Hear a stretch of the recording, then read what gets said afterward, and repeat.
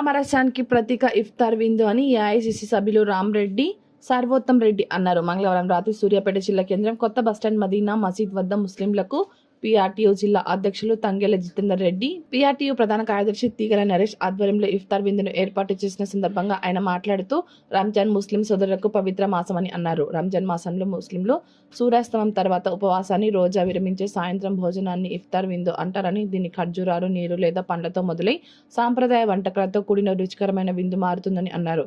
కుటుంబ సభ్యులు, స్నేహితులు సమాజంతో కలిసి భోజనం చేయడం, పరస్పర స్నేహభావం, ఐక్యతను పెంపొందించడం దీని ముఖ్య ఉద్దేశమని తెలిపారు. ఈ కార్యక్రమంలో స్థానిక కౌన్సిలర్లు కొండపల్లి దిలీప్ రెడ్డి, కౌన్సిలర్లు జహీర్, పీఆర్టీయూ నాయకులు బోలికొండ కోటయ్య, కందూరి శివశంకర్, పప్పు వీరబాబు, చింతరెడ్డి రామలింగారెడ్డి, కొనతం వెంకటరెడ్డి, రాంపర్తి వీరేష్, దండుగుల ఎల్లయ్య, అలరి సత్యనారాయణ, శంకర్ ప్రసాద్, ఎంఈఓ సలీం, షరీఫ్, జమాల్ షరీఫ్, కలీం అహ్మద్ ఖాన్, शेख बशीर, जहीर तदितरुలు పాల్గొన్నారు.